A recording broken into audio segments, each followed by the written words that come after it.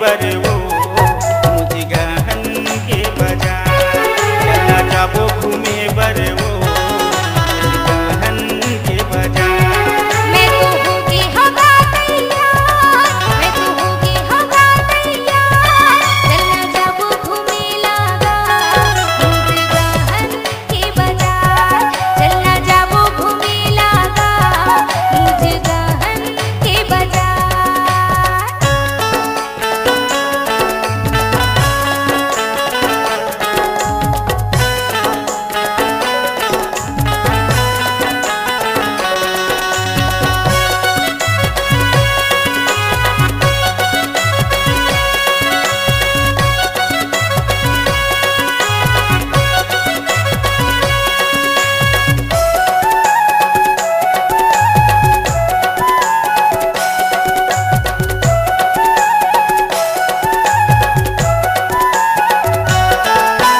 हर हफ्ता बृहस्पति के होथे मुझ गहन बाजार भजिया समोसा बर्फी पेड़ा के लगे रहिथे भंडार।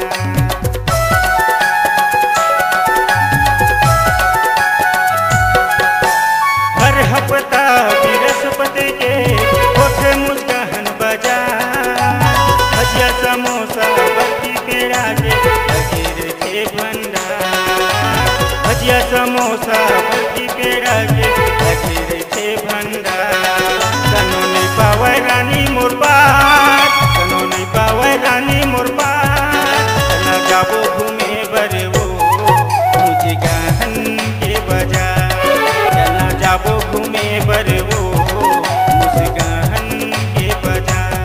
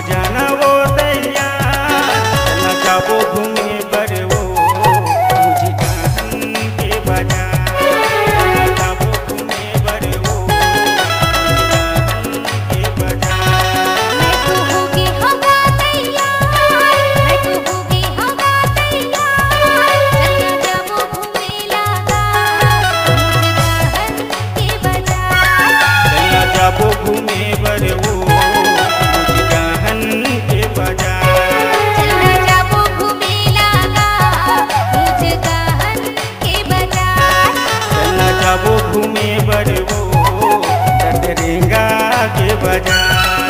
चलना जाबो घुमेला गा मुजगाहन के बाजार।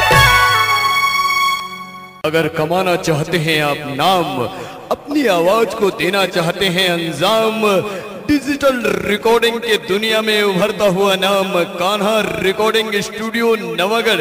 मोबाइल नंबर 9826220587 और दूसरा मोबाइल नंबर है 8103047783।